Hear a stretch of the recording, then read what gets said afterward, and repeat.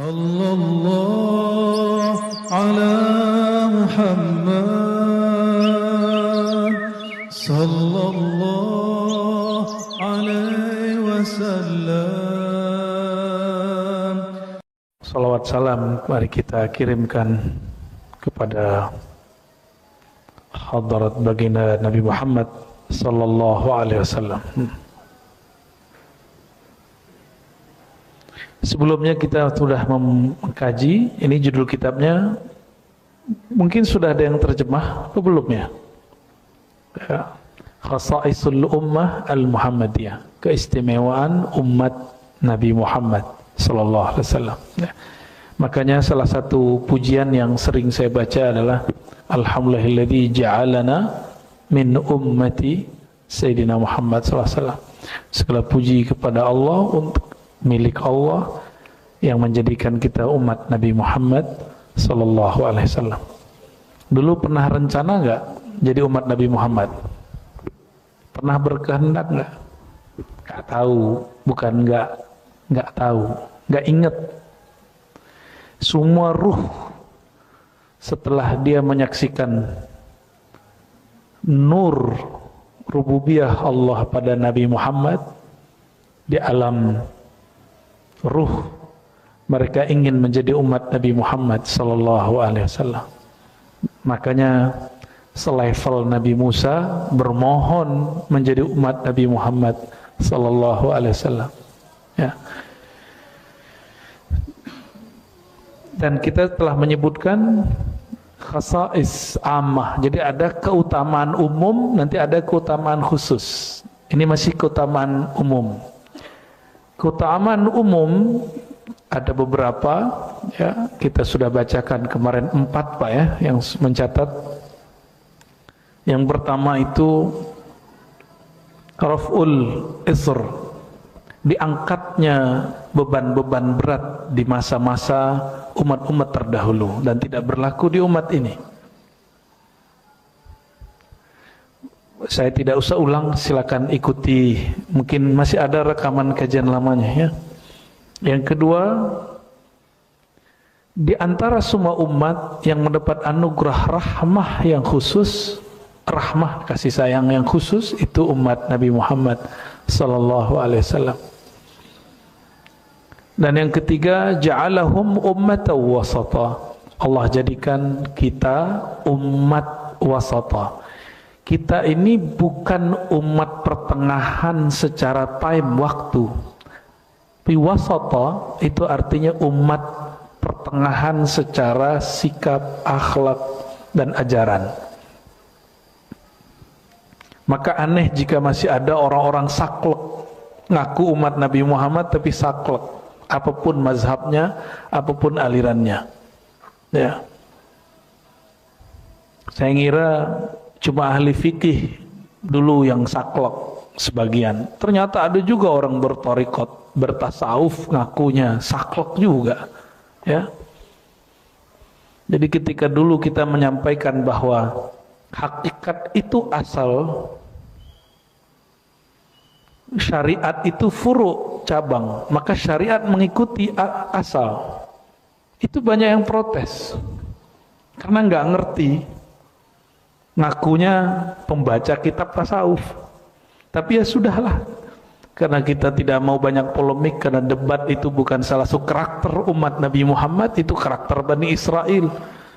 Kita nggak usah debat, ya, baca aja lah kitabnya ya. Jadi saya mengatakan asy-syari'atu tabi'atun lil haqiqah, itu nggak salah, sesuai dengan perkataan itu. Nah, sikap moderat kita nanti akan menumbuhkan yang inti itu hakikatnya. Nah, syariat itu nanti akan mengikut. Ya. Karena sudah begitu, maka yang keempat, yusur syariah al-Muhammadiyah, kemudahan syariat Nabi Muhammad sallallahu alaihi wasallam. Jadi jangan lagi ada yang saklek. Tapi bukan berarti kita tidak pendirian. Kita pendirian. Untuk akidah kita tiada tawar-menawar. Tapi ungkapan kita tidak tawar-menawar bukan berarti kita tidak toleransi, bukan berarti kita berdada sempit, bukan. Bukan juga. Ya. Nah, yang kelima, ini pada pagi ini insyaallah. Sebelumnya mari kita kirimkan Fatihah kepada murid-murid beliau yang menjadi guru saya, yang saya mengambil sanad kitab ini. Ada yang masih hidup, ada yang sudah meninggal, ya. Dan yang khususnya lagi adalah pengarang kitab ini, Abu Ya Sayyid Muhammad bin Alawi Al-Maliki Al-Hasani. Al-Fatihah. A'udzubillahi minasyaitonir rajim. Bismillahirrahmanirrahim. Shiratal ladzina an'amta 'alaihim ghairil maghdubi 'alaihim waladdallin.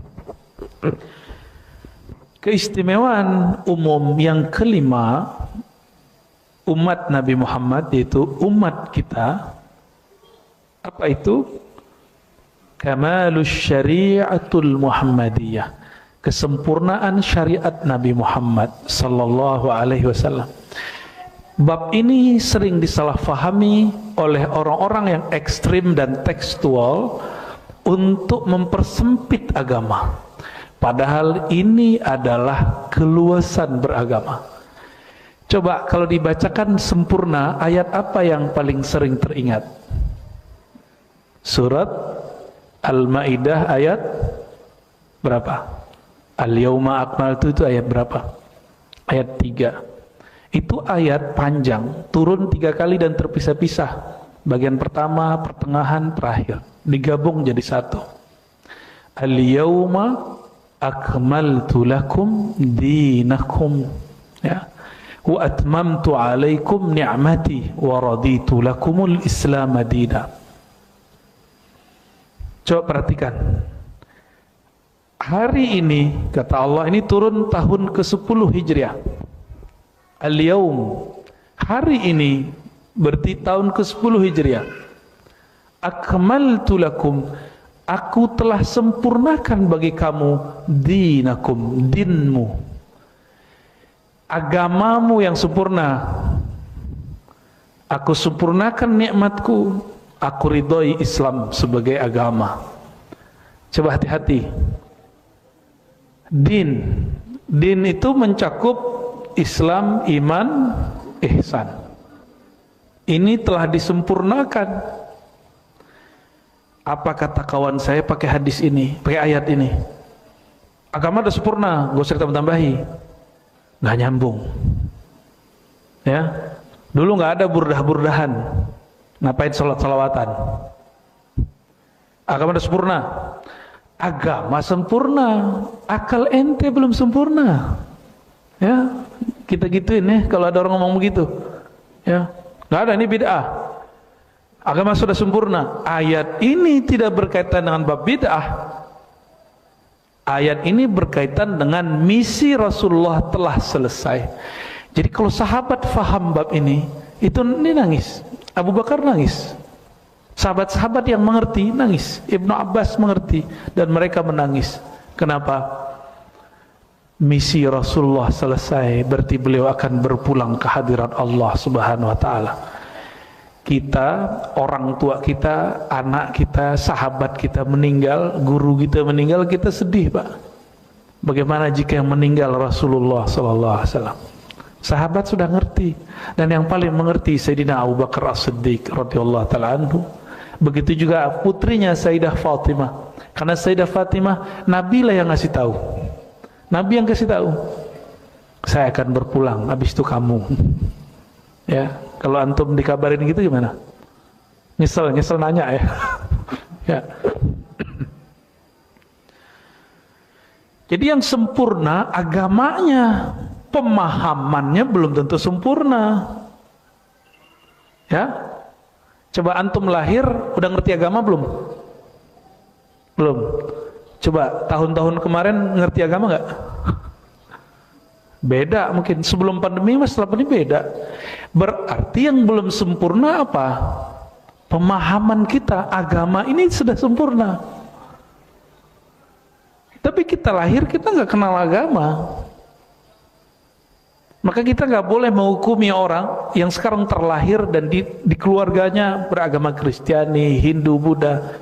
Status kita sama awal lahir. Bedanya dia lahir di lingkungan seperti itu, kita lahir di lingkungan Muslim. Tapi jangan sampai kita berakhlak sama seperti mereka dulu berakhlak.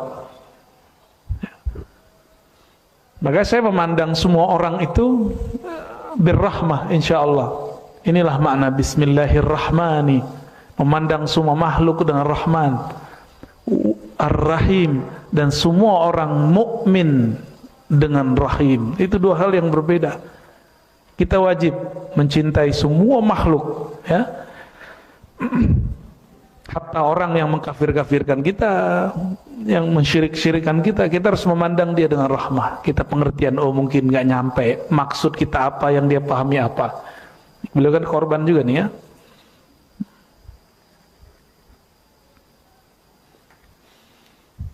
Apa kata Abu Ya Said Muhammad? Hadza i'lanun sarih min al-haq tabaraka wa ta'ala bi ikmalil aqidah wa ikmalis syariah.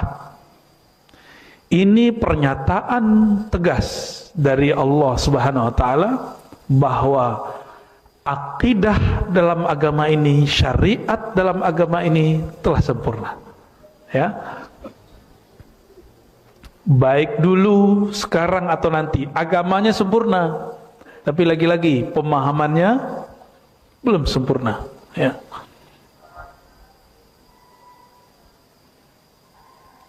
Kalimat ini, ayat ini tidak pernah turun ke nabi manapun. Tidak pernah turun ke Nabi Musa, tidak pernah turun ke Nabi Isa. Itulah sebabnya syariat Nabi Musa masih diperbaharui oleh Nabi Isa. Sedangkan syariat Nabi Muhammad tidak boleh diperbarui. Yang diperbaharui cuma fikihnya, pemahamannya. Maka sampai nanti Imam Mahdi pun muncul, syariat tidak berubah. Nggak boleh berubah. Yang berubah hanya fiqhus syariah, pemahaman syariah. Jadi tolong dibedakan, syariat suci, pemahaman terhadap syariat tidak suci. Pemahaman itu disebut ilmu fiqih, ilmu aqidah, ilmu tasawuf, ilmu hadis, ilmu tafsir. Nah ini semua pemahaman produk manusia, sedangkan syariat bukan produk manusia, diturunkan oleh Allah Subhanahu wa taala. Paham di situ? Jadi syariat tidak boleh berubah, tapi pemahaman boleh nggak berubah? Boleh berubah? Pasti berubah. Dahulu Imam Ghazali mengatakan, yas'alunaka 'anir ruh, mereka bertanya kepadamu hai Muhammad mengenai ruh. Katakan ruh itu urusan Rabbku, kamu tidak diberi kecuali sedikit ilmunya. Imam Ghazali nulis kitab Ihya Ulumuddin, itu khidmatkah pada ayat itu? Jadi 4 jilid. Ibnu Arabi nulis 9 jilid. Maulana Rumi, Jalaluddin Ar-Rumi nulis bersyair-syair. Itu semua berkhidmat kepada yang sedikit itu. Jadi beda imam, beda cara dia memahami, sehingga beda juga hasilnya. Oke. Apa bukti syariat tidak berubah tapi fikihnya berubah? Masjid ini berkunut. Oke.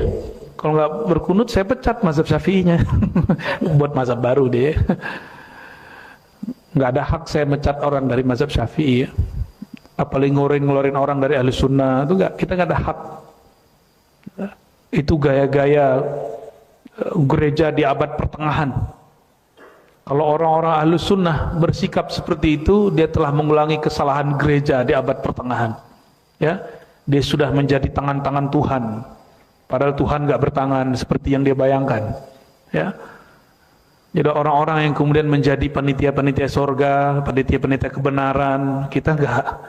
Kita mencari kebenaran, bukan panitia kebenaran. Maka kita tidak akan menghukumi seseorang dengan kebenaran yang kita pahami. Karena kita juga berharap jangan-jangan nanti meninggalnya nggak dengan ngaji begini. Meninggalnya pakai akidah yang batil. Jadi jangan sok-sok suci lah ya. Dan ini kepada semua kelompok, mau ahlus sunnah, asy'ariyah, maturidiyah, apapun alirannya, bertorikotkah dia, tidak bertorikotkah dia, zuriat nabi kah dia, bukan zuriat nabi kah dia, NU kah dia, Muhammadiyah kah dia, sama aja ya. Saya melihat fenomena ini begitu. Jadi setiap kali ada orang jadi mayoritas, dia menjadi tangan besi. Beda sama dia sikat. Ya. Nauzubillah min dzalik.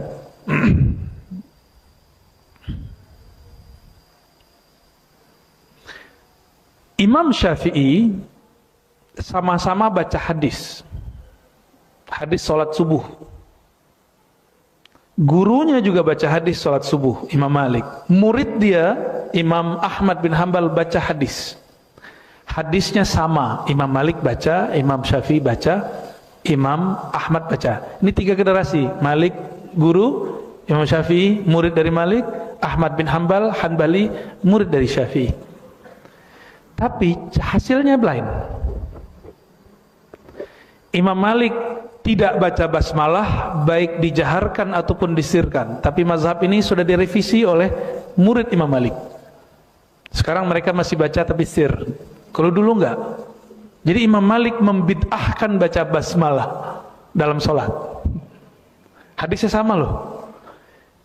Imam Syafi'i mengatakan enggak, justru bismillah wajib dikeraskan karena bismillah bagian dari Al-Fatihah. Imam Ahmad balik lagi, dibaca tapi disirkan. Syariatnya apa? Fatihah bagian dari rukun sholat, itu syariat. Cara bacanya disebut fikih. Paham? Muncullah cara baca Imam Malik, cara baca Imam Syafi'i, cara baca Imam Ahmad. Syariatnya sholat wajib, Al-Fatihah wajib. Coba perhatikan lagi. Imam Malik mengatakan cukup baca Fatihah sekali dalam semua rakaat untuk makmum, sah sholatnya. Imam Syafi'i tidak. Setiap rakaat baca Fatihah. Imam Ahmad kalau kita bermakmum gak wajib baca. Imam yang baca. Tuh, dalilnya sama. La salata liman la yaqra bi Fatihatil kitab. Tidak sah salat orang yang tidak baca Al-Fatihah. Hadisnya sama, tapi fikihnya berlain. Mulai paham? Maka fikih itu produk manusia berdasarkan hadis Nabi atau ayat-ayat suci. Oke? Jadi mazhab Imam Syafi'i, kenapa muncul mazhab? Karena antum gak sanggup baca hadis Nabi seperti Imam Syafi'i, gak sanggup baca Quran seperti Imam Syafi'i. Maka beliau merumuskan, kalau gak sepakat buat mazhab sendiri aja, boleh kok. Cuma siapa yang ikut ntar? Ya. Ada kawan saya, dia kalau sekarang disebut dengan Qur'ani ya, tapi anti sunnah. Waktu saya khutbah menceritakan kisah Nabi, apa kata dia? Ente baca-baca hadis itu enggak sahih, enggak ada hadis yang sahih. Yang sahih cuma Quran. Saya senyum. Itu aja udah istilah yang salah. Al-Quran itu bukan sahih. Al-Quran di atasnya sahih, namanya mutawatir. Ya, di atas sahih. Mutawatir itu ditransmisikan, diriwayatkan oleh banyak orang. Kalau sahih belum tentu. Itu jadi bingung dia. Ya. Ya udah nggak usah ikut imam. Ya udah nggak apa-apa, nggak usah ikut imam. Terus ente ikut siapa? Langsung ke Quran. Saya tanya, Quran kamu yang mana? Ditunjukinlah Qurannya dia. Ya. Quran dia dibaca. Saya tanya, kamu bismillahnya dibaca apa tidak? Baca. Dikeraskan atau tidak? Tidak. Nah itu udah beda imam tuh. Yang meriwayatkan Quran namanya Imam Asim, Imam Kisai, Imam Nafi'. Kamu Qurannya riwayat yang mana? Jadi dia mengira kalau langsung ke Quran gak lewat imam, berarti langsung ke Allah. Padahal Quran yang saya baca hari ini Itu Quran yang juga imam yang meriwayatkannya, namanya Imam Asim. Imam Asim ini dan semua imam-imam yang lain sepakat bahwa bismillah bagian dari Fatihah. Imam Syafi'i mengerti ilmu qiraat. Apa kata Syafi'i? Kalau bismillah bagian Fatihah wajib dibaca di dalam sholat jahar. Itu sejarahnya. Beda-beda tuh. Ini namanya mazhab. Saya ulangi, syariat dari Allah suci, fikih, mazhab itu kesimpulan pemahaman para imam dalam membaca Al-Quran dan Sunnah. Maka fikih bukan tandingan Quran. Jadi keliru orang mengatakan gak usah ikut imam, langsung saja kepada Allah. Berarti dia sedang mengadu-adu antara Quran dan mazhab, hadis dengan mazhab. Itu keliru besar, ya, fatal, keliru besar itu. Kejahilan yang dibuatkan pengajiannya, ya.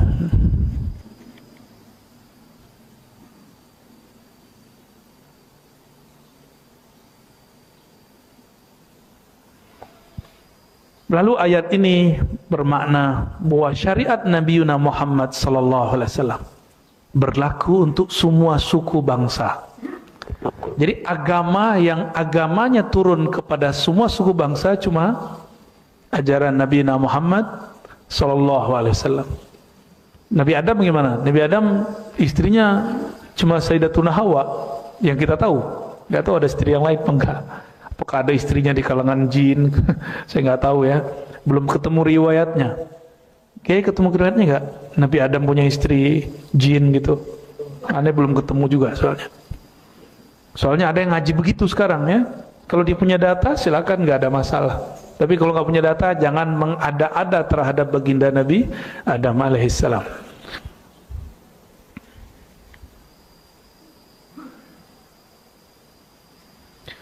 Ada juga yang membatalkan kajian Nur Muhammad. Nggak usah ngaji-ngaji Nur Muhammad, agama sudah sempurna. Nggak nyambung. Ya, justru kajian Nur Muhammad itu telah muncul di zaman sahabat. Yang ngomong Ibnu Abbas, murid Ibnu Abbas. Ya, banyak orang-orang nggak nyambung hari ini tapi ceramah. Ya. Saya berdoa kepada Allah semoga lisan ini dijaga oleh Allah SWT dan kita dijaga akidahnya. Amin ya rabbal alamin. Ya.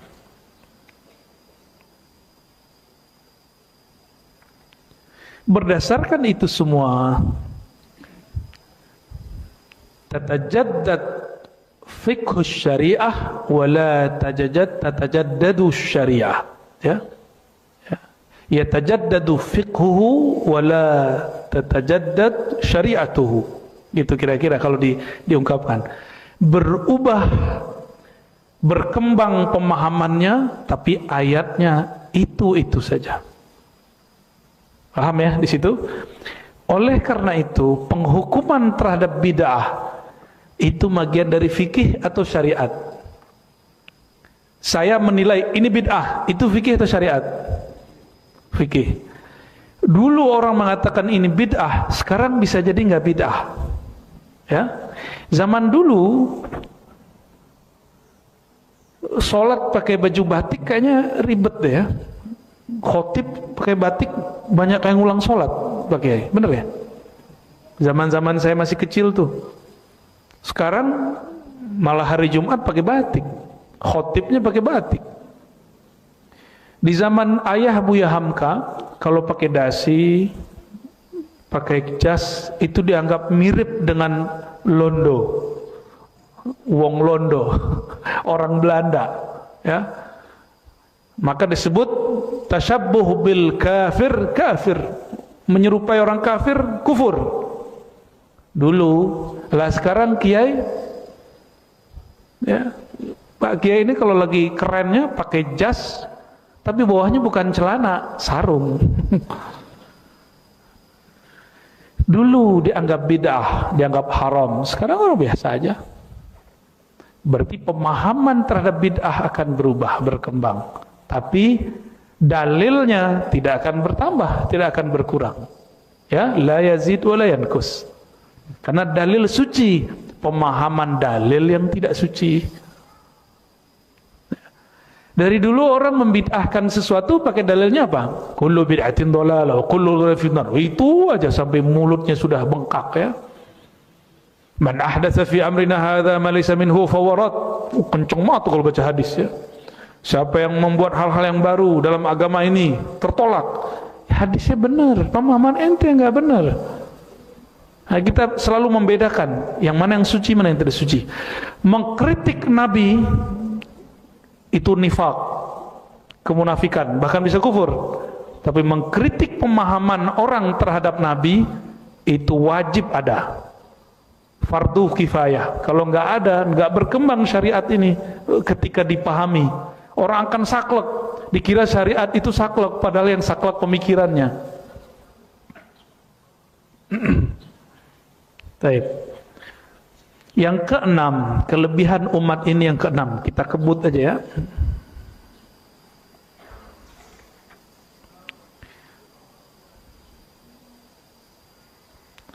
Jaminan cahaya bagi umat Nabi Muhammad. Nah, ini ada ayatnya dan hadisnya. Surat At-Tahrim ayat 8. Coba perhatikan, di hari kiamat semua orang hina kecuali dua kelompok, al-anbiya wal mu'minun, dua aja. Yauma la yukhzillahu an-nabiyya wal ladzina amanu ma'ah. Pada hari, yaitu hari kiamat, Allah tidak menghinakan, tidak menelantarkan nabi dan orang beriman. Ada syaratnya, ma'ahu, bersamanya Nabi. An-Nabi di sini siapa? An-Nabi pakai alif lam, Nabi Muhammad sallallahu alaihi wasallam. Nah, ini kekhususan Nabi Muhammad sallallahu alaihi wasallam. Nama beliau hanya disebutkan di Quran mim ha mim dal Muhammad. Nama jasadnya hanya 4 kali. Selebihnya nama nubuatnya An-Nabi, Rasul, Rauf, Rahim, Muzammil, Muddathir. Itu nama Nabi semua. Ya. Bahkan ada tafsir beberapa ulama ya, wal asr. Itu wal asr kan kita mengartikannya demi masa. Ya. Demi waktu. Tapi al asr itu siapakah yang ada di waktu itu? Nabi Muhammad sallallahu alaihi wasallam. Berarti demi Muhammad yang ada di waktu asar. Asar itu masa alam semesta di akhir-akhir ini. Kita udah di asar semua, Pak. Ini sudah puncak peradaban. Karena sudah puncak, dia tinggal turun. Ya, masih ada satu puncak lagi, Imam Mahdi belum. Ya, kita nggak tahu kapan rahasia Allah ini Allah buka nanti. Ya. Cuma nggak tahu nanti ketika dia keluar, apakah kita masih tasdik atau bukan? Wallahu a'lam bishawab. Ya, Nabi Isa turun, ya kali ada yang nggak percaya. Dan di tengah ayat dikatakan nuruhum yas'a baina aidihim, cahaya mereka. Padahal ini cahaya dari Allah. Hum, mereka, merekanya siapa? An-Nabi dan orang beriman yang bersama Nabi. Berarti cahaya orang beriman ngikutin siapa? Nabi. Maka nur ini nurun Nabi wallazina amanu ma'ah. Nurnya Nabi, namanya Nabi itu siapa?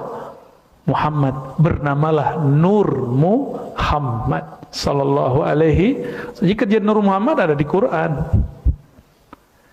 Sekarang nur itu tersimpan di dada antum, gak keluar, gak keluar. Dia hanya keluar lewat akhlak, lewat senyum, lewat husnuzan. Itu keluarnya. Nanti pada hari kiamat cahaya itu Allah buka, dan siapa saja yang nur Muhammad itu masih hidup di dalam kalbunya, tidak padam, dia akan dilihat oleh Allah Subhanahu wa taala. Nah, nuruhum yas'a baina aidihim, cahaya mereka terlihat ada di hadapan mereka memancar. Wa bi aimanihim, dan di kanan mereka. Yaquluna rabbana atmim lana nurana. Lalu mereka berdoa, ya Allah sempurnakan nur kami. Nur Nabi tadi yang ada pada kami. Apa maksudnya? Orang beriman tadi ada yang tidak sempurna. Ini yang berdoa bukan Nabi. Ini yang berdoa orang beriman. Mereka berdoa, ya Rabb, kami mungkin belum sempurna mengikuti Nabi Muhammad SAW, maka sempurnakan nurnya kami. Itu maksudnya. Karena di hadis Nabi mengajarkan, ya Allah beri cahaya depan kami, belakang kami, kanan kami, kiri kami, atas kami, dan juga jaga kami dari bawah kami. Itu nur. Itu yang disebut nurun ala nur. Dan nur itu adalah nur Nabi Muhammad sallallahu alaihi wasallam, ya. Orang-orang yang kasyaf dapat melihatnya, ya. Wa qad waddahat as-sunnatul musharrafah hadhihi al-khususiyah kama thabata fil hadis anna an-nabiy sallallahu alaihi wasallam qala. Dan Nabi dalam hadis mulianya mengatakan, nah ini garansi dari Rasulullah, penjelasan ayat ini. Inni la'arifu ummati yaumal qiyamah. Kan kita bertanya, sebanyak ini umat manusia, yang Habib cuma berapa orang nih? Beliau aja nih ya. Kita bukan. Terus Nabi kenal kita lewat apa? KTP nggak ada. Antum punya KTP nggak ntar? Dukcapil udah nggak ada. Maka nama KTP kita nggak laku. Nama jabatan kita nggak laku. Gelar kita nggak laku. Hatta gelar kiai ustadz itu nggak laku di sono. Apalagi cuma gelar-gelar biasa. Lalu dengan apa Rasulullah kenal kita? Rasulullah mengatakan, Innila a'rifu ummati yaumal qiyamah min bainil umam. Di antara umat manusia dari Nabi Adam sampai umat akhir zaman, aku mengenal mana umatku dengan satu cara. A'rifuhum. Ya, ada beberapa cara ya, 3 di sini. A'rifuhum yu'tauna kutubahum biaimanihim. Kitab mereka diberikan dari kanan. Nah, maka kalau orang mimpi ada sesuatu dari kanan, mendapat kitab dari kanan, itu kabar baik. Itu simbol. Ini simbol, ya. Yang kedua, jadi Nabi pas lihat ada pembagian laporan kitab amal dunia, mereka menerimanya dari kanan. Langsung Nabi kata, oh itu umatku. Yang kedua, bisimahum fi wujuhim min athari sujud. Terlihat dari pancaran sujud pada wajah mereka. Pancaran, bukan bekas, ya. Kalau yang sujud kulitnya mungkin sensitif, mungkin ada bekasnya. Pakai kok nggak ada? Atasan dikit pakai nggak ada ya? Nggak ada. Berarti bukan bekas itu. Tapi kalau saya ada bekasnya nggak apa-apa. Ya, ini Bapak ada nih Pak ya, hati-hati Pak, jangan riak ya. Nah, ada yang enggak, itu ada juga. Kadang ibu-ibu sensitif kulitnya, hitam juga. Tapi ingat, itu adalah tanda fisik pulang ke tanah. Ya, tanda yang sebenarnya orang sujud kepalanya di bawah atau di atas, ndongak atau tunduk. Itulah makna sujud. Sujud itu terlepas dari kesombongan, ego, kepala dia yang dia anggap hebat selama ini dia taruh di bawah. Itu baru ente sujud namanya. Ya, apabila kita belum seperti itu, belum mau naruh akal ini di bawah, tunduk kepada hukum Allah, tunduk kepada kebesaran Allah, belum disebut orang sujud. Ya. Jadi, man huwa sajid, siapakah orang yang sujud, siapakah yang ada bekas sujud dalam dirinya? Orang yang akhlaknya seperti orang sedang sujud. Ya. Terjemahkan sendiri akhlak orang sujud apa aja. Satu apa? Tawadu. Apalagi? Orang sujud tuh keras apa lembut? Bisa nggak orang sujud tuh kenceng badannya? Harus lembut. Maka sujud jangan kenceng. Ciri-ciri orang-orang yang sholatnya lembut, penuh dengan rahmah rahim, ketika sujud punggungnya akan rileks. Tapi itu bukan peregangan yoga ya. Sujud kita bukan yoga.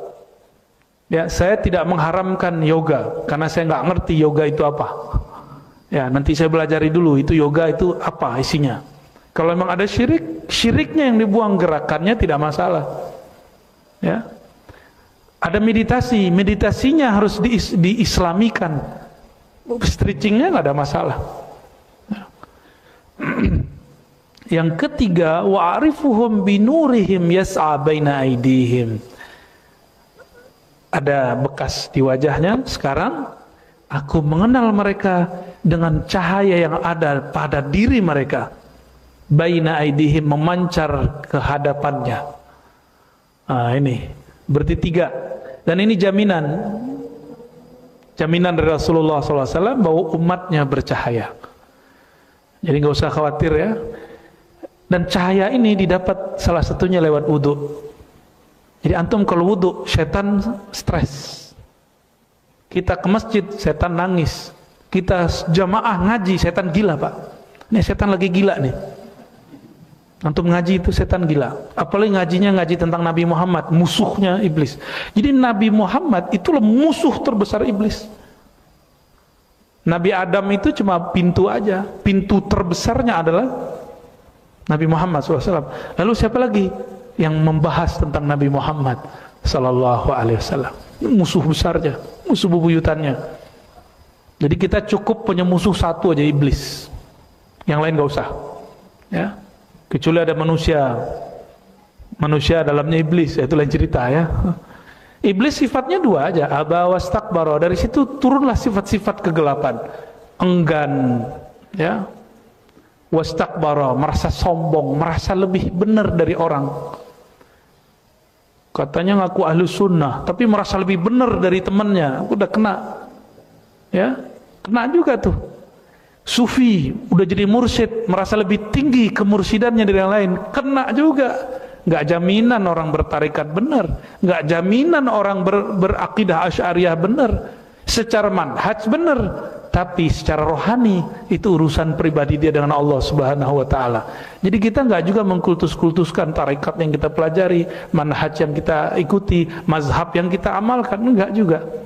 Yang suci cuma Al-Qur'an dan Nabi Muhammad SAW. Hadis pun masih ada yang palsu. Hadis nggak suci pak, kecuali yang mutawatir.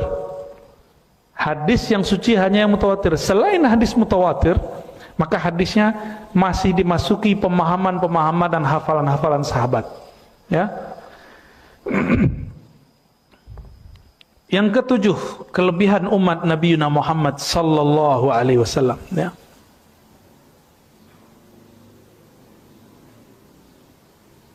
Disebut khair ummah, sebaik-baik umat. Ini ayat kuntum khaira ummatin, surah Ali Imran 110. Kuntum khaira ummatin ukhrijat linnas. Kamu adalah umat terbaik yang dikeluarkan untuk manusia. Kalimatnya pakai li. Ini menunjukkan bahwa kamu adalah hadiah bagi manusia. Jadi umat Nabi Muhammad itu hadiah bagi umat yang lain. Linnas, bagi manusia, ya. Ta'muruna bil ma'ruf. Apa karakter umat Nabi Muhammad terbaik? Ini terjemahannya kita harus upgrade. Ta'muruna bil ma'ruf. Kita sering mengartikan amar ma'ruf. Yang terbayang amar ma'ruf nyuruh-nyuruh. Salat. Nah, itu yang terbayang sama kita. Bukan begitu ta'muruna bil ma'ruf. Wa tanhauna 'anil munkar. Galak-galak. Ngancem-ngancem. Lo ngomong itu neraka. Itu yang kebayang sama kita, amar ma'ruf nahi mungkar. Bukan begitu. Amar ma'ruf nahi mungkar, coba perhatikan lafaznya. Al-ma'ruf, sesuatu yang dikenal. Orang ini belum kenal apa yang kita maksud, terus kita bentak, itu belum ma'ruf. Anak kita sudah ngerti bahwa sholat itu wajib, terus kita bilang, dek sholat ya. Nah sholat, ayo ke masjid, itu namanya amar ma'ruf. Tapi dia belum ngerti. Ayo ke masjid, dia bingung. Emang masjid kenapa? Emang puasa kenapa? Tiba-tiba langsung dibom, kayak di Bali. Kan bingung tuh orang. Belum didakwahi, belum diajak ngobrol, tiba-tiba dibom. Dia pas bangun di alam kubur kan dia bingung. Ya Tuhan, saya belum sempat ngaji. Ya.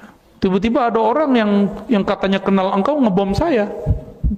Makanya yang tukang ngebom itu pak, itu dosanya luar biasa, walaupun dia bawa nama agama.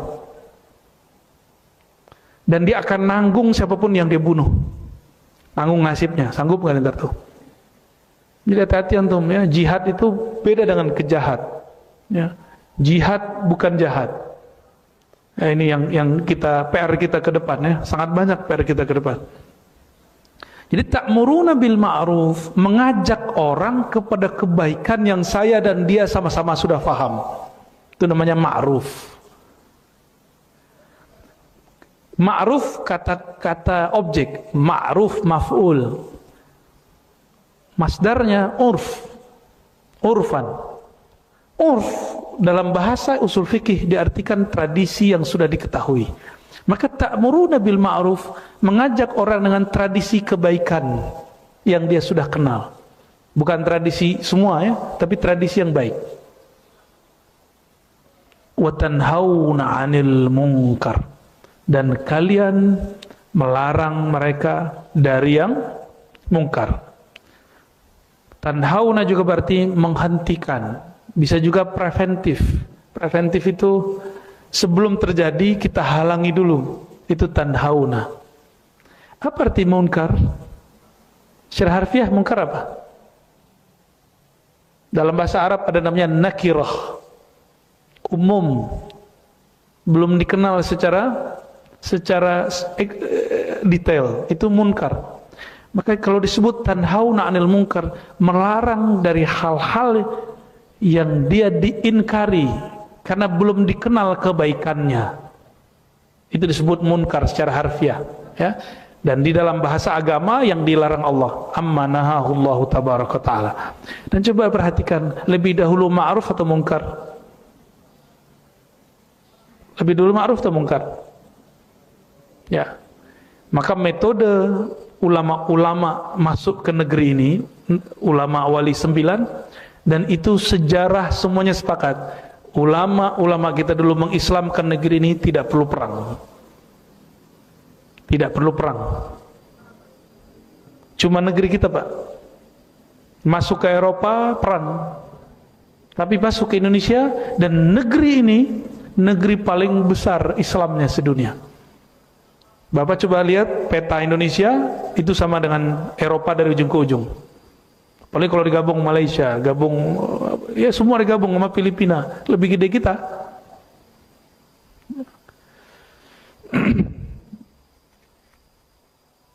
Antum tuwaffuna sab'ina ummatan antum khairuha wa akramuha 'ala Allah azza wajalla. Ada 70.000 umat. Ada 70 umat ya. 70 umat. Dari umat 70 itu, kamulah yang terbaik dan paling mulia. Khairun wa akram. Kita yang paling mulia. Jadi di sini bukan ras.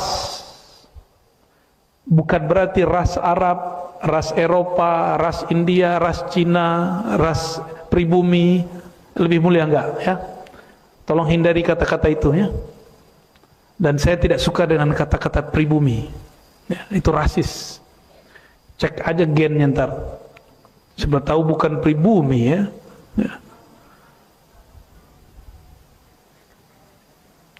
Lalu karena sebaik-baik umat, Nabi menambahkan, u'titu ma lam yu'ta ahadun minal anbiya. Ada kekhususan pada diri Nabi.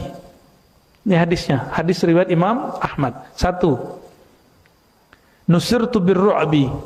Jika aku perang, di saat perang, Nabi dibantu oleh Allah dengan petir. Petir itu bantuan dari Allah. Ilmu ini ada nggak pada orang-orang yang jihad hari ini? Adanya ngebom ya, nggak masuk. Berarti Rasulullah dan petir itu sahabatan, Pak, secara rohani itu. Ya, pasukannya Rasulullah itu. Petir itu pasukan Rasulullah. Hujan pasukannya Rasulullah. Karena dulu di beberapa kelompok musyrikin, mereka takut perang kalau ada petir. Dan Nabi biasa kalau mau perang minta supaya dikirim petir itu. Orang Islam kalau ada petir nggak ketakutan, orang yang bertauhid. Tapi yang tidak bertauhid kalau ada petir gimana? Ada ketakutan. Kita biasa aja. Petir fenomena alam, itu tentara-tentara Allah Subhanahu Wa Taala. Tentara itu jangan dibayangkan seperti militer ya. Tentara itu nggak mesti begitu. Tentara Allah menghancurkan Namrud cukup dengan lalat kecil masuk ke dalam hidungnya, masuk ke otaknya, lalu menjadi banyak. Itu tentara Allah. Ya. Wa utitu mafatihal ard, dan aku diberi kunci-kunci bumi. Jadi Nabi tahu kunci-kuncinya bumi. Tapi Nabi ngambil nggak akses bumi? Enggak. Nabi dikasih kuncinya, tapi Nabi enggak. Nah, di saat perang Khandaq, lagi buat parit, Khandaq itu artinya parit. Di saat buat parit, ada satu batu yang tidak bisa diangkat dan dihancurkan. Maka sahabat lapor kepada Rasulullah. Sahabat badannya lebih besar, Nabi tidak terlalu besar, sedang badan Rasulullah. Cukup dipukul 3 kali hancur. Karena Nabi tahu kuncinya. Di bumi itu ada batu, ada tanah, ada tumbuhan, ada hewan. Disebut kunci bumi, Nabi bisa berdialog dengan semua yang ada di alam semesta. Masih ingat kisah yang saya sering ceritakan bahwa Nabi SAW ketika beliau jalan, tiba-tiba ada onta curhat. Tuh, ontanya curhat sama Nabi. Masa antum nggak curhat sama Nabi? Tapi onta karena akalnya tidak ada, curhatnya urusan perut. Maka siapa saja yang curhat kepada Rasulullah mengadukan masalah rezekinya, mohon maaf ya, urusan perutnya, huwa wal jamalu sawa, huwa wan naqatu fi martabah wahidah. Derajat dia dan onta ya sama aja. Ya. Berarti kita ini berpikir selevel onta, tapi tubuhnya mulia manusia, jatuh-jatuhin harkat martabat itu. Jadi tolong jangan selawat level makom onta, itu marifat al-ontawiyah. Bener gak? Bener untuk level onta, level kita enggak. Ada yang lebih tinggi. Masih ingat pohon kayu yang Nabi bersandar? Levelnya lebih tinggi. Ditanyain bersamaku atau masuk surga? Dia jawab surga. Masih mending. Di surga jadi orang dia. Karena ruhnya dikasih badan, ditiupkan ke badan. Bukan reinkarnasi, bukan. Hanya Allah yang tahu rahasianya. Hanya Allah yang tahu. Ruh kita ini tidak pernah dia bersatu dengan badan. Dia cuma berkaitan. Maka roh itu tidak pernah bereinkarnasi. Nggak ada. Dia ketika turun, dia bukan reinkarnasi. Ketika ditiupkan, bukan berarti dia keluar dari zat Allah. Enggak.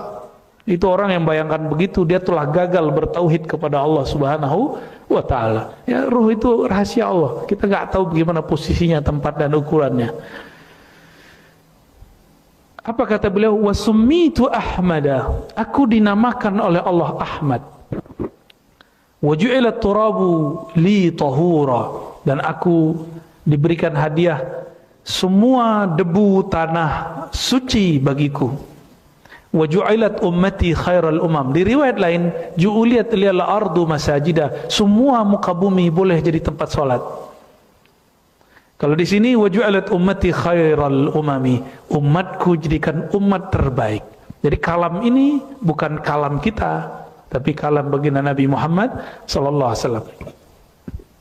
Ada kalimat di situ, summitu Ahmada, aku dinamakan Ahmad. Coba Ahmad. Ahmad kalau ditulis A, H, Mim, Dal. Ahmad. Saya kalau ingin mengatakan aku memujimu ya Allah, bahasa Arabnya Ahmaduka. Ahmaduka. Maka Ahmad artinya pujian yang tak terputus-putus. Aku memuji Allah. Aku memuji Allah. Apalagi arti Ahmad? Sama wazannya dengan af'al. Ha mim dal, hamad artinya pujian. Ahmad artinya yang paling terpuji. Yang paling terpuji. Itu arti Ahmad. Ya, ada lagi arti-arti yang lainnya. Dan perlu diingat ya, ada beberapa kalam yang bukan hadis tapi disebut hadis oleh sebagian orang yang kajian-kajian diri, kajian ma'rifat nafs, tapi itu keliru. Ya, ada kalimat misalnya ana Ahmad bila mim. Itu bukan hadis. Itu ungkapan-ungkapan ulama-ulama yang mereka sedang mabuk kepada Allah Subhanahu wa taala dan sedang memandang Nabi Muhammad sallallahu alaihi wasallam, ya. Itu bukan hadis Nabi, ya.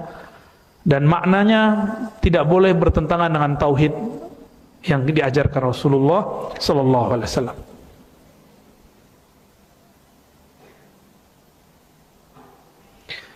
Ma'ruf dan mungkar, nah ini karakter umat Nabi Muhammad. Ada kema'rufan yang zahir, ada kema'rufan yang batin. Ada kemungkaran yang zahir, ada kemungkaran yang batin. Kema'rufan kebaikan yang zahir dan kemungkaran yang zahir dapat diketahui dengan ilmu fikih. Belajar fikih. Mana yang batal, mana yang haram, mana yang najis, mana yang halal, mana yang haram, mana yang dilarang Allah. Itu kemungkaran yang zahir. Mana ketaatan yang zahir, ini ketahui. Tetapi kema'rufan yang batin, kemungkaran yang batin hanya diketahui dengan dua ilmu, ilmu akidah dan ilmu tasawuf. Maka saya berharap para ustadz, para dai jangan gengsi lagi, malu lagi menyebut kata tasawuf. Ya, nggak ada lagi, ini zamannya udah nggak begitu. Tar orang-orang keberatan. Kita sebut aja dengan tazkiyatun nafs. Dulu orang belum kenal tasawuf. Sekarang orang sudah tahu apa itu tasawuf. Kita nggak usah lagi malu menyebut tasawuf. Perjuangan Imam Ghazali nulis kitab 4 jilid, imam-imam itu kurang apa? Sehingga kita masih malu dengan mazhab Ibnu Taimiyah yang baru muncul belakangan. Masa cuma mazhab satu Ibnu Taimiyah bisa mengalahkan tarekat yang 40, 70, mazhab yang 4. Antum nggak pede berilmu karena nggak bersanad kepada Allah, tidak bersanad kepada Rasulullah, tidak bersilsilah kepada para imam.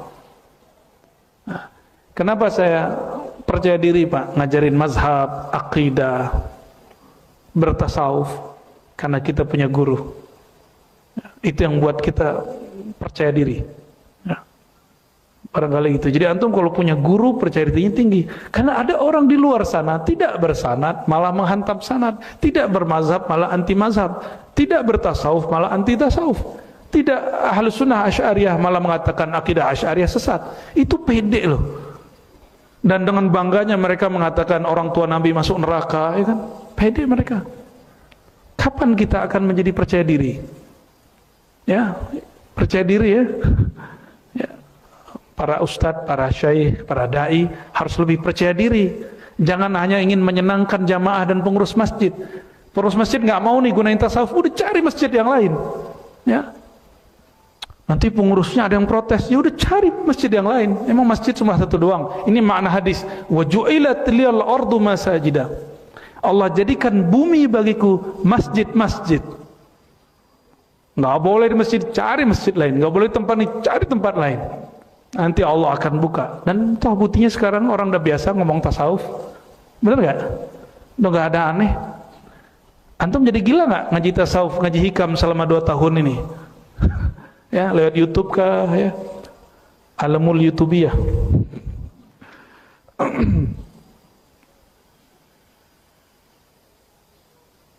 Oleh karena itu Sayyidina Umar mengatakan, kalau betul kita ingin menjadi umat terbaik, jangan hanya ngurus yang zahirnya tapi juga batinnya ya. Kata Sayyidina Umar, man sarrahu ayyakuna min hadhil ummah falyuaddi syartallah fiha. Siapa yang ingin menjadi umat terpilih itu, maka penuhilah syaratnya. Apa syaratnya? Zahir dulu atau batin dulu? Zahir ini terjemahan batin atau batin itu ngikut yang zahir? Yang mana yang ikut? Badan ikut ruh atau ruh ikut badan? Berarti yang dibenerin kolbunya, karena disitulah ruh kita terhalang karena kolbu kita ketutup. Dan nggak mungkin kalau nggak ngaji kitab tasawuf, kitab akidah, baru enak ngaji fikihnya.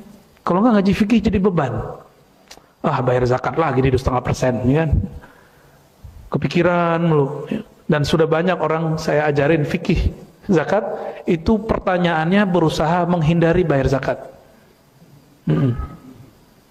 Ustadz, nih gelang saya pakai, tapi sekarang saya simpan aja. Katanya kalau perhiasan yang dipakai, emas perhiasan, tidak kena zakat. Sekarapmu ya.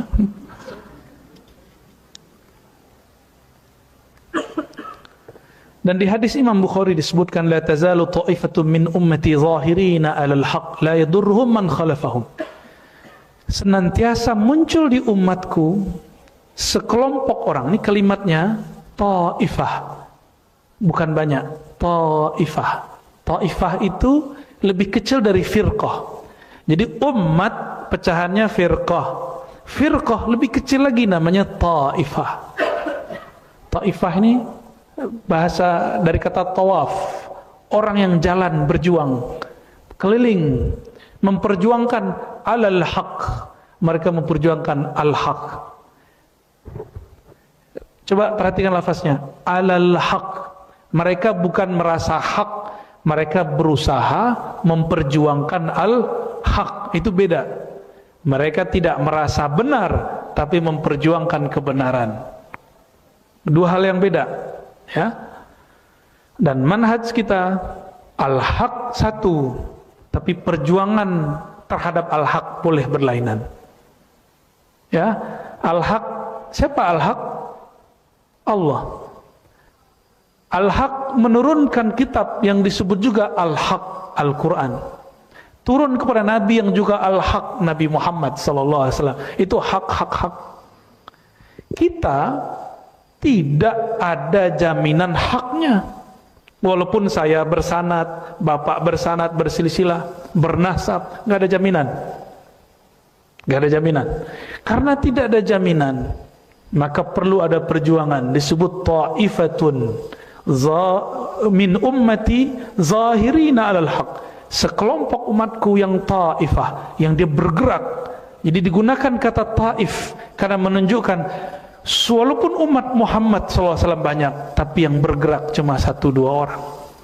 Ya, masjid pengurusnya banyak, yang aktif paling cuma 3-5 orang. Benar? Benar ke? Bukan nyindir, emang asli begitu. Negara ini sama, yang benar paling cuma berapa orang, selebihnya ya begitulah. Tapi kita berharap Allah kuatkan yang 3-2-5 orang itu ya. Kita kalau mikir-mikirin banyak orang bobrok, kita juga bobrok lah. Kita sama diri kita aja belum tentu benar ya. Baik.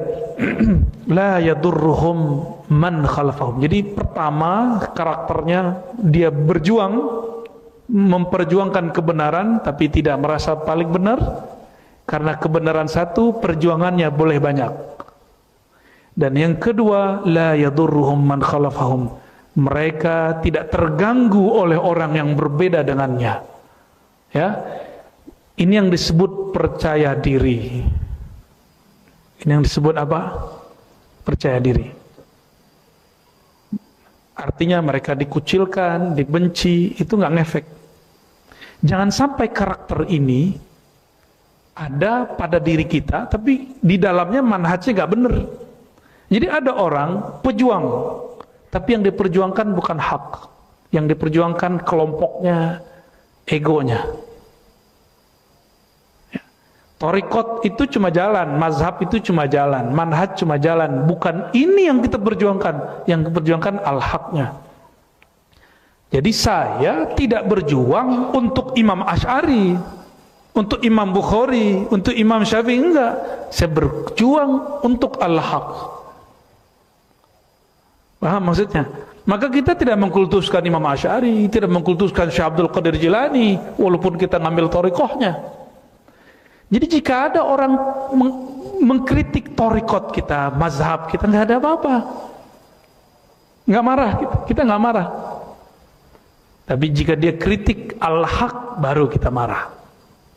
Maka marahnya bukan marah kelompok, tapi marahnya marah keruhanian. Kalau ruh marah, kemarahannya permanen, dan itu ada rahmah di dalamnya. Ya. hatta ya'ti amrullah, sampai datanglah amrullah. Amrullah secara harfiah urusan Allah. Tapi kalau kembali ke surat yang ada di Quran, yas'alunaka kulir ruh min amri rabbi, katakanlah ruh adalah amru rabbi, rabbi Allah, ar-ruh amrullah, hatta ya'tiya ruhullah. Siapakah ruhullah? Sayyidina Isa. Kalau ruhullah turun, berarti Imam Mahdinya sudah ada. Kita bukan ikut Nabi Isa, ingat. Kita bukan ikut Nabi Isa, ikut siapa? Ikut Al-Mahdi. Maka yang kita ikuti Al-Mahdi. Al-Mahdi ikut siapa? Ikut Nabi Muhammad sallallahu alaihi wasallam. Maka yang diikuti tetap Nabi Muhammad.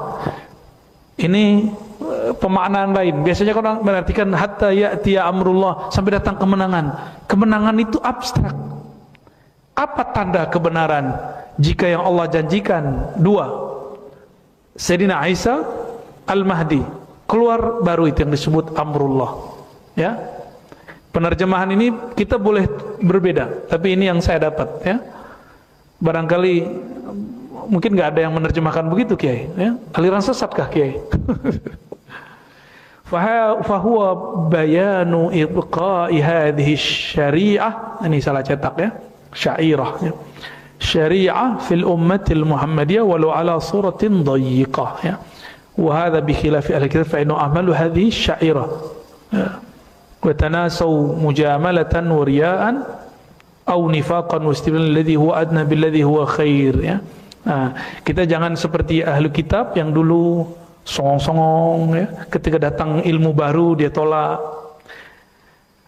Ada satu prinsip yang kita baca dari tadi, yang saya mulai dari awal, bahwa ilmu berkembang, pemahaman berkembang, tapi kebenaran dia tetap satu. Oke? Sekarang kita ngaji begini, ini proses keilmuan ya. Dan saya tidak boleh merasa paling benar, apalagi yang jadi jamaah. Nah, salah satu kesuksesan kami ngajar, jamaahnya, murid-muridnya tidak merasa paling benar di antara kelompok-kelompok yang lain. Tapi dia mengatakan, kami berjuang untuk kebenaran, tapi kami tidak merasa paling benar. Nanti kita lihat sampai 2004, 2024, 2027, 2030, masih begitu nggak? Kalau begitu berarti saya sukses ngajar ya. Insya Allah. Mana jamnya nih? Jam 9. Nyambung yang ke-8. Qaunul Masih Isa min afradi hadhil ummah. Barusan saya menyampaikan makna amrullah, salah satunya adalah ruhullah. Yang disebut ruhullah siapa? Sayyidina Isa. Tapi ruhullah ikut kepada Sayyidur Ruh. Sayyidnya ruh Nabi Muhammad. Nabi Muhammad mengatakan Al-Mahdi minni ya. Mahdi dariku, ismuhu ismi, isimnya dengan isimku sama. Maka Sayyidur Ruh, pewarisnya adalah Al-Mahdi. Sayyidina Isa mengikuti Al-Mahdi ya. Nomor 8-nya Qaunul Masih Isa min afradi hadhil ummah. Nabi Isa seorang nabi di masanya, tapi ketika dia turun, dia bukan jadi seorang nabi mandiri, tapi dia mengikuti umat Muhammad, bukan langsung Nabi Muhammadnya. Coba tinggi nggak umat nih? Umat kita nanti ada imamnya. Imamnya bukan nabi, Imam Mahdi bukan nabi, oke? Al-Mahdi laisa binabiyyin. Mahdi bukan nabi, tapi Nabi Isa ikut Mahdi. Paham kira-kira maksudnya nih? Berarti kenabian Nabi Isa tunduk kepada Nabi Muhammad sallallahu alaihi wasallam. Jika semua nabi diturunkan kembali, 124.000 nabi turun semuanya menjadi pengikut Nabi Muhammad sallallahu alaihi wasallam. Kalau ada imamnya saat itu, itulah imamnya. Kalau Kiai Abdurrahman yang sholat, ya mereka ikut di belakang. Ikut di belakang. Karena mereka belum pernah tahfiz kayak Kiai Abdurrahman kan. Kira-kira seperti itu ya. Kira-kira antum hebat nggak? Nabi di zaman dulu, umat di zaman ini. Jadi level umat ini kalau benar dididiknya, itu selevel Nabi di zaman dulu jika dia ulama.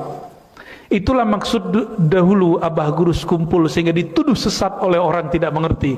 Apa kata Abah Guru Sekumpul? Syekh Muhammad Zaini As-Samani, kata beliau, al-awliya, para aulia itu pada hakikat diri mereka adalah nabi. Ini kalimat kan berbahaya. Saya baru ngerti ketika membaca hadis al-ulama warasatul anbiya. Ulama itu jadi mulia itu karena di dalam dirinya ada waris. Waris dari siapa? Waris dari Nabi Muhammad sallallahu alaihi wasallam atau Nabi Isa. Maka ulama ini kayak Abdurrahman, dia mungkin mewarisi Nabi Daud, mungkin nabi yang lain. Kalau suaranya enak, pembacaannya mana, kalau bilang ngimamin kita hanyut, itu dapat pancaran Nabi Daud tuh, pewaris Nabi Daud. Kalau berbicara tentang ilmu, kita terfana, itu warisan Nabi Isa alaihi salatu wassalam. Ya, Nabi Musa suka debat, ya.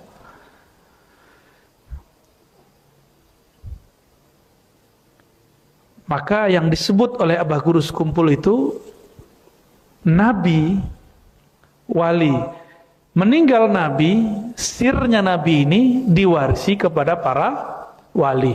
Jadi hakikatnya wali, sirnya para nabi. Sir itu rahasia, secretnya para nabi sallallahu alaihi wasallam, ya. Ini yang paling inti di kajian pagi ini, bahwa kita mesti bersyukur. Kalau antum pernah kerja di satu perusahaan, ada anak perusahaan. Anak perusahaan satu, mungkin ada direkturnya. Ketika dia datang ke induk, dia masih direktur gak? Dia di bawah manajer yang ada di, manajer itu imamnya lah kira-kira, GM-nya. Presiden direkturnya, itulah kira-kira Nabi Muhammad sallallahu alaihi wasallam. Tapi uniknya, umat ini diberikan di akhir, sedangkan secara zahir para nabi dahulu, Nabi Adam sampai Nabi Isa, ya, lebih awal. Jadi kalau dalam hadis Imam An-Nu'aim dikatakan, ana awwalu nabiyyin, aku nabi pertama, tapi akhiruhum bi'atsa, tapi yang terakhir diutus. Nabi pertama, terakhir diutus bi'ats atau risalah. Jadi kenabiannya awal, kerasulannya terakhir. Paham di situ? Kenapa terakhir kerasulannya? Supaya syariat yang awal-awal diringankan dan disempurnakan. Jadi sempurna itu bukan saklek, sempurna itu justru kemudahan yang tiada bertepi. Itulah syariat Nabi Muhammad sallallahu alaihi wasallam, ya.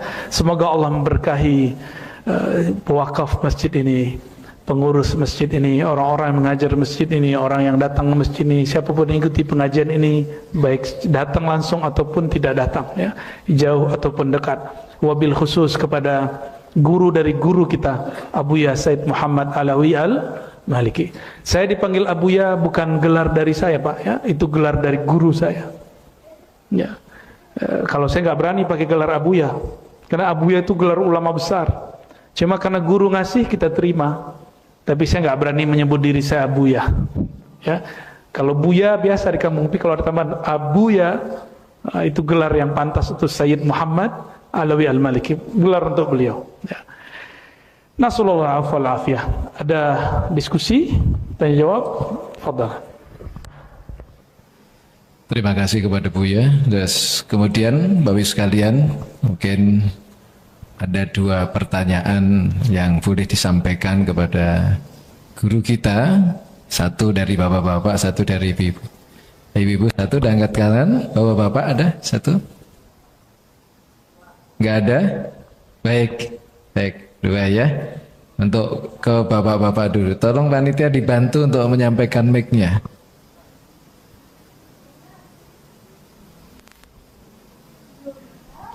Maaf, Ki. Sebutkan nama, Pak. Afan. Bismillahirrahmanirrahim. Assalamualaikum warahmatullahi wabarakatuh. Assalamualaikum warahmatullahi wabarakatuh. Dengan Umar Al-Hafiz, Buya, mohon izin bertanya dan mohon maaf sebelumnya. Di dalam surah Al-Kahfi ayat yang terakhir, Allah menjelaskan wa may yarju liqa rabbih falyamal amalan shalihan wa la yusyrik bi ibadati rabbih ahada. Yang jadi pertanyaannya, mohon izin Buya penjelasannya mengenai liqa rabbih di dunia. Apakah bentuk kita taklim di sini adalah salah satu bentuk liqa rabbih? Masya Allah. Syukran Buya. Assalamualaikum warahmatullahi wabarakatuh. Assalamualaikum. Nanti ada di sini tentang kekhususan Nabi Muhammad. Salah satunya adalah ru'yatu Rabb, memandang Allah Subhanahu wa taala. Ru'yatu Rabbil Izzah. Jika nabinya diizinkan memandang Allah, maka umatnya akan diizinkan memandang Allah. Nah, tadi pertanyaannya tentang akhir dari surah Al-Kahf. Jadi sirnya surah Al-Kahf itu di akhirnya. Maka ketika disebutkan siapa yang baca 10 ayat dari Al-Kahf, surah Al-Kahf, menurut saya itu 10 ayat terakhir. Wallahu a'lam bishawab. Kenapa? Kan di situ disebutkan membaca ini akan membuat seseorang selamat dari Dajjal. Betul ya?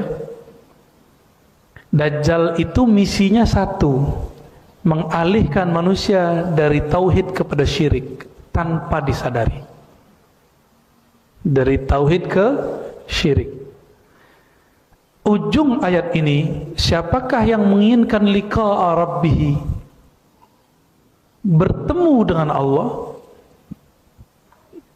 maka hendaklah dia menyembah Allah dan tidak syirik sama sekali, beramal soleh dan tidak syirik sama sekali.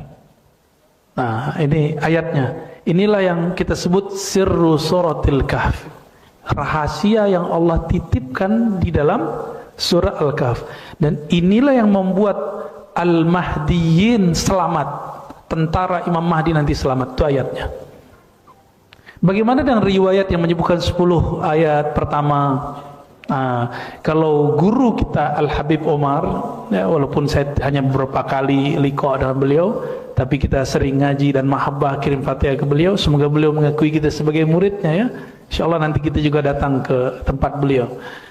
Al-Habib Omar mengartikan digabung 3 ayat atau 10 ayat awal dan akhir masuk semua. Jadi belum memilih untuk menggabung. Ya. Dan inilah rahasia daripada Al-Kahf, ayat tauhid. Tauhid yang sebenarnya itu di ujung, Pak. Maka saya sarankan kalau Jumat baca aja deh dari awal sampai akhir, ya. Kalau nggak sempat lagi safar, baru baca depan 10, belakangnya 10. Jadi untuk kita amalkan tetap digabung, depan, belakang. Tapi kalau orang bertanya, sebenarnya rahasianya di mana? Itu di ujung. Ya, itu di ujung. Dan surah Al-Kahf ini paling unik karena menyebutkan kisah Ashabul Kahf, menyebutkan Ya'juj Ma'juj. Nanti setelah Imam Mahdi, Dajjal, Imam Mahdi, baru Ya'juj Ma'juj. Jadi Imam Mahdi itu perang 2 kali, Pak. Pertama melawan Dajjal, yang kedua melawan Ya'juj Ma'juj. Ya'juj Ma'juj itu perusak. Jadi, dan ini jangan rasis ya. Itu bukan ras ini dan ras itu, bukan. Ya'juj Ma'juj itu makhluk, dibilang manusia kayak monster, dibilang monster, mukanya ada manusianya. Dan ada yang kecil, ada yang besar. Apapun yang dia hinggapi, yang dia temui, dimakan sama dia. Ketemu tembok dimakan. Ketemu mobil dimakan. Ketemu orang, kepala orang itu dimakan. Ya'juj Ma'juj. Ya. Dan hancurnya hanya dengan doa Nabi Isa. Berjuang. Ini mereka berdua kan berjuang nih. Al-Mahdi, Isa. Nah, apa yang membuat mereka doa tauhid? Imam Mahdi, Nabi Isa berdoa, doa tauhid. Itu yang membuat kita selamat. Tapi itu sudah akhir. Setelah itu semua orang beriman meninggal dengan satu tiupan angin. Itu tiupannya bukan angin biasa, itu tiupannya malaikat maut. Siapapun beriman di kolbunya meninggal seperti dia kena angin. Nah, kamu nggak meninggal begitu? Ya, maka tasdik kepada ilmu akhir zamannya harus kuat. Ya. Sehingga kolbunya betul-betul tenang. Ciri-ciri ngaji akhir zamannya benar, kolbunya tambah tenang. Bukan galau, gelisah. Seandainya besok turun Dajjal, kita tetap harus kerja hari ini, kira-kira gitu. Ya, kita harus tetap ngaji hari ini. Jangan takut. Seandainya besok langsung kiamat, kita tetap harus berangkat sholat zuhur hari ini. Besok-besok, yang penting sekarang. Taib. Jadi itu rahasia daripada akhir surat Al-Kahf. Ya. Nah, memandang Allah, liqa'a rabbihim, bertemu. Gak usah bertemu Allah deh. Ketemu kiai aja sulit. Ketemu Habib aja sulit. Kecuali Habib dokter. Ya. Ketemu presiden sulit. Ada seorang santri ngomong begini, ketemu Tuhan lebih gampang dari ketemu wali. Nggak ngerti dia. Ini santrinya masih bahlul ini ya. Ya. Ketemu Tuhan sholat. Emang ente bisa sholat kalau nggak mengerti ilmu kewalian? Emang orang bisa sholat, bisa bertemu Allah kalau dia nggak berguru ke wali? Nggak mungkin. Itu mungkin karena saking sulitnya dia ketemu seorang habib atau seorang kiai ya. Ketemu makhluk yang spesial pun sulit, gimana mau ketemu Allah? Tapi Allah mengatakan, inni qarib, aku sangat dekat. Nah ini, jadi Allah itu kasih silogis, siloka, kalimat-kalimat yang membuat orang-orang yang tadinya berpikir ngambang, balik lagi. Jika hambaku bertanya tentang aku, katakan aku dekat. Berarti mau ketemu Allah, harus tahu pintu kedekatan itu. Apa pintu kedekatan kepada Allah? Inna rahmatallahi qaribun minal muhsinin. Sesungguhnya rahmat Allah dekat kepada orang yang muhsin, ihsan. Rahmat Allah, siapakah yang disebut rahmat Allah? Rahmat Allah itu nama siapa? Kita kan terjemahinnya kasih sayang, itu terjemah. Siapa rahmat Allah itu? Wa ma arsalnaka illa rahmatan lil alamin. Bolak-balik di situ aja, Pak. Mau kemana-mana pergi, baliknya ke situ, ke Nabi Muhammad. Sesungguhnya rahmat Allah yaitu Muhammad, dekat kepada orang yang muhsinin. Siapakah muhsinin? Muhsinin ini dua, orang beribadah seakan memandangnya. Nabi mengatakan, sholatlah kamu kama ra'aitumuni sholli, seperti kamu melihatku. Jadi sholat yang benar itu ketika Bapak merasa berimam, rasanya dipimpin Rasulullah, baru ketemu Allah. Ya, kalau enggak ketemu Allah. Karena pintu bertemu Allah cuma Rasulullah. Karena hanya Rasulullah satu-satu zat yang pernah bertemu dengan Allah Subhanahu wa taala. Tapi kita enggak nyembah Rasul, berimam kepada Rasulullah sallallahu alaihi wasallam. Ya. Gitu, Pak. Saya nutup-nutup ini dibuka-buka lagi. Baik. Baik, untuk selanjutnya Ibu, mana tadi anak-anak? Tolong mic-nya untuk Ibu. Berdiri, Alki Majalan.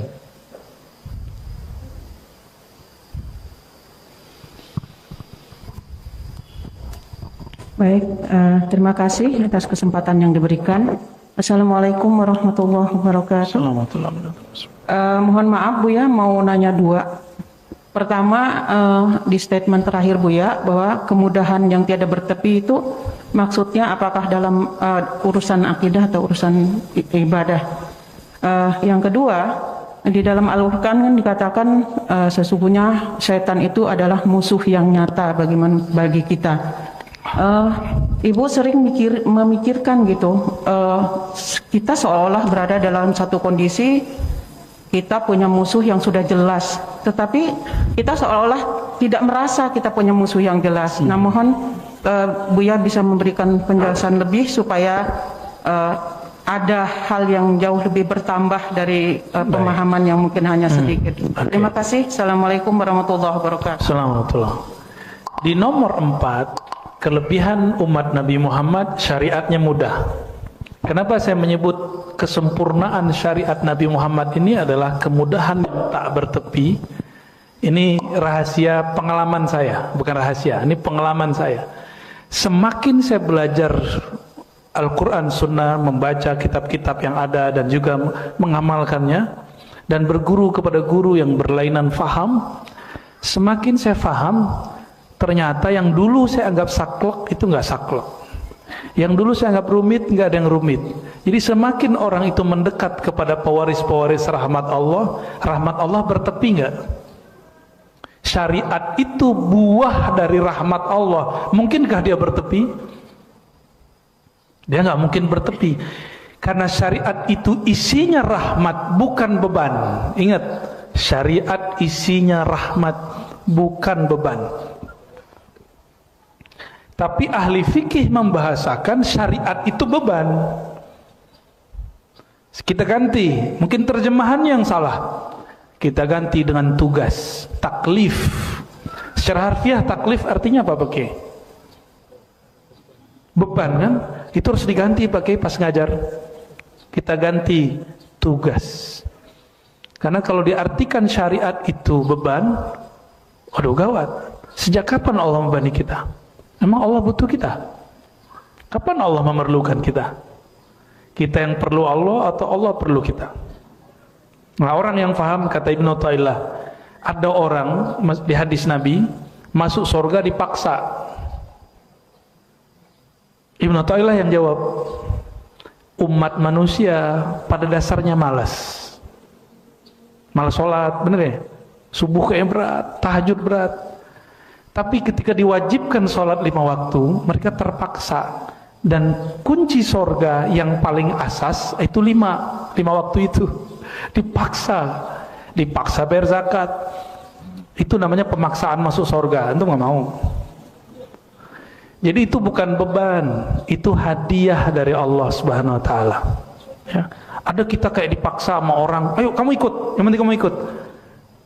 Kita bingung, apa sih paksa-paksa? Ternyata kita mau dikasih hadiah sama dia, senang nggak?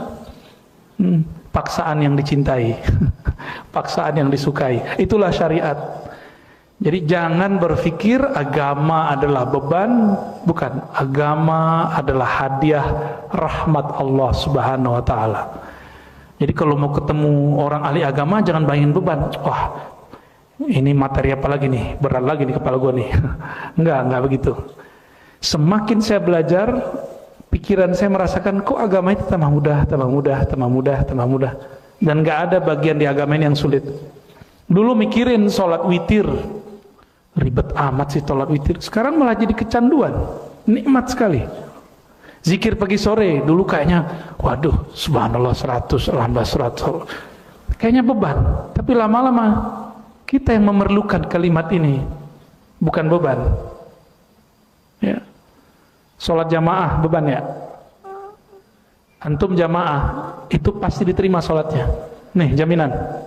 Antum sholat jamaah pasti diterima. Tapi kalau sendiri walaupun khusyuk belum tentu diterima. Ya. Kenapa kita diterima? Kita mau ngikut imam di depan aja kita sudah diterima Allah. Berarti sudah tawadu. Yang Allah lihat itu bukan antum khusyuknya. Yang Allah lihat, maukah kamu dipimpin oleh seorang pemimpin? Kita maunya mimpin diri sendiri aja, nggak mau dipimpin orang. Nah, di situ sudah mulai kelihatan asarus sujud. Imam salah di depan, kita tetap aja ngikut kan? Benar nggak? Imam udah salah dibaca ayat. Lu jadi imam salah-salah, gue nggak jadi ikut deh gitu. Bisa gitu nggak? Tetap aja di ruku kita ruku. Nah itu hebat. Maka orang yang jamaah pasti diterima sholatnya, tapi diterimanya birrahmah, karena Allah sayang, bukan karena sholatnya berkualitas. Ya. Inilah alasan kenapa ada para imam mewajibkan sholat jamaah. Ya. Baik. Gimana? Cukup? Udah 2? Mau nambah lagi? Iya, tadi yang pertanyaan kedua untuk ibu tadi. Oh, yang kedua apa tadi? Oh, setan. Setan, musuh setan. Baik. Syaitan itu sifat, Bu. Sebutan untuk sifat. Maka sifat ini ada pada iblis, ada pada manusia, ada pada hewan. Maka Nabi menyebut ular yang berbisa itu syaitan, boleh dibunuh dalam sholat. Ini kita lagi sholat, atau apa namanya yang kakinya banyak itu, kelabang. Kita lagi sholat, ada kelabang lewat, kita boleh bunuh. Kata Nabi, uktuluhu fa innahu syaitan. Itu syaitan. Ular berbisa itu boleh dibunuh saat mengganggu kita sholat. Jadi syaitan itu sifat. Di Quran disebut syayatinul jinni wal ins. Ada syaitan jin, ada syaitan ins, manusia. Setan itu ngapain dia? Ngasih was-was. Kalau ada lewat kelabang, kita was-was nggak? Nah, maka dia setan. Tapi yang boleh dibunuh cuma dua setan ini. Setan manusia nggak boleh langsung dibunuh, Pak.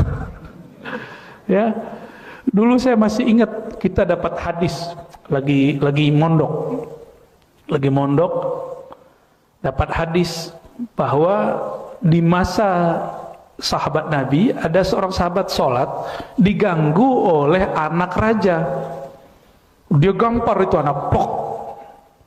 Kami dapat hadis riwayat itu, langsung ngamalin. Besok anak pembina lewat, kita lagi sholat, kita gampar.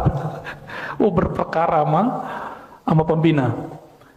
Tengkar, cekcok, kita bersikeras. Ini anakmu, anak pembina, setan, gitu. Kan bingung tuh. Membaca hadis tapi nggak berguru, akibat otodidak ya. Jadi syaitan yang manakah yang dimaksud? Nabi mengatakan inna syaitan yajri majrad dam. Syaitan itu mengalir di setiap pembuluh darah, dan darah itu berkumpul di mana? Di jantung, di dada kita, di paru kita. Kalau nggak ada jantung juga nggak jadi. Maka di sini dia. Kita lagi jatuh cinta, ini yang berdebar. Kita lagi benci, emosi, ini yang berdebar. Nah, Nabi mengatakan musuh terbesarmu ada di dalam dadamu. Baina inna a'daikum ma baina janbaikum, gitu gimana kalimatnya? Gitu ya lafaznya, hadis Tirmizi. Sesungguhnya musuh terbesarmu adalah antara dua, ini disebut dua sisi, janbaikum, dua sisimu, ini dia di dalam. Nah, apakah kita harus membunuh diri? Enggak kan? Berarti kalimat setan, sikap terhadap sifat-sifat ini berlainan. Terhadap diri dengan mukhalafah, melawan. Kalau kita bangunnya sulit, lawan, ngantuknya dilawan. Suka makan, kurangi makannya. Matanya suka jelalatan, kurangi jelalatannya. Suka berprasangka, lawan prasangkanya. Itu cara ngelawan, cara membunuh setan dalam diri.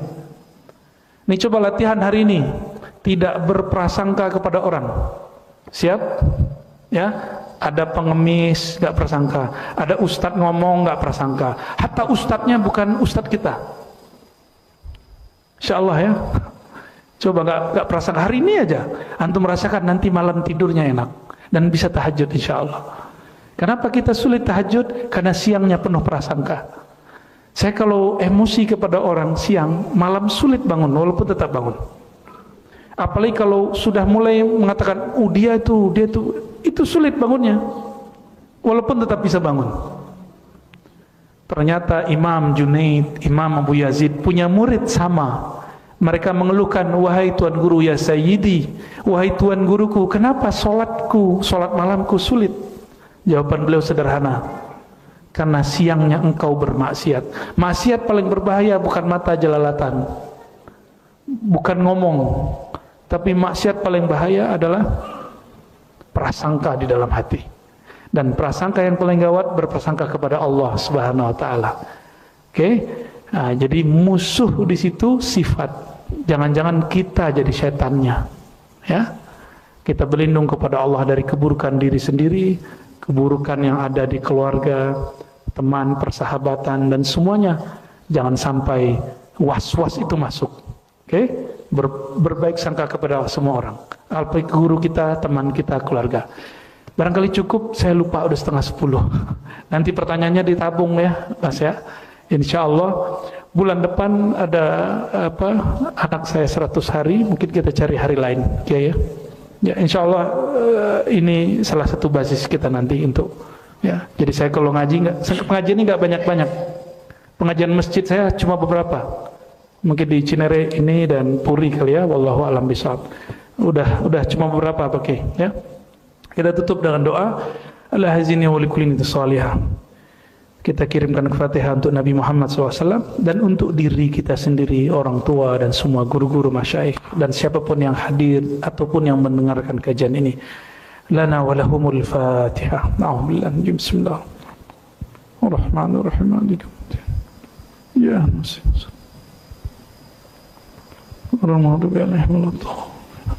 Allahumma Rahmanir Rahim ya Karim ya Azim ya Fattah ya Fattah ya Azim ya Azim ya Ghaffar ya Ghaffar. Salli ala Sayyidina Muhammad.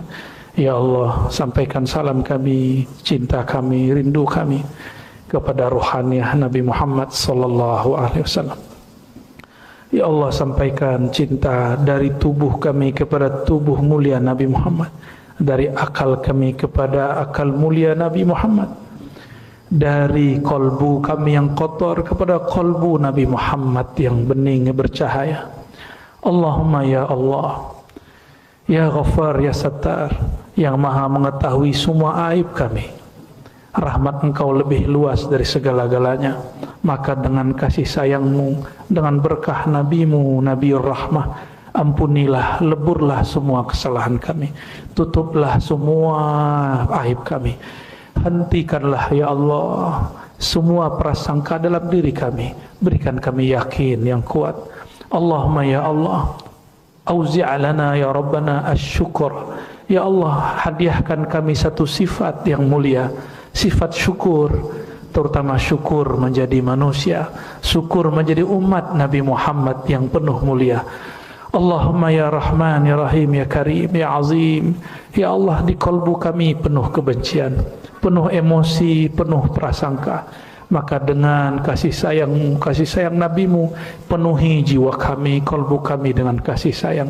Ya Allah, dengan limpahan cahaya kasih sayang itu, tutuplah, bersihkanlah semua kegelapan dari dalam kalbu kami. Allahumma arhamna, Allahumma arzuqna, Allahumma iftah lana. Allahumma ya muqallibal qulub, tsabbit qulubana ala dinika wa ta'atik. Ya Allah, Engkaulah yang membolak-balik hati. Semudah kami membolak-balik apa yang ada di tangan kami. Maka ya Allah, tetapkan hati kami digerakkan, diubah dalam kebenaran dan kebaikan, dan hidupkan kami dalam kebenaran dan kebaikan. Dan jika Engkau matikan kami dalam menyebut nama-Mu dan nama-nama kekasih-Mu, Nabi Muhammad sallallahu alaihi wasallam. Allahumma ahyina biha, Allahumma amitna biha. Ya Allah, hidupkan kami dengan kalimah thayyibah la ilaha illallah Muhammadur Rasulullah, dan wafatkan kami dengan kalimah thayyibah la ilaha illallah Muhammadur Rasulullah. Muliakan guru-guru kami, orang tua kami, dan orang-orang yang berjasa kepada kami.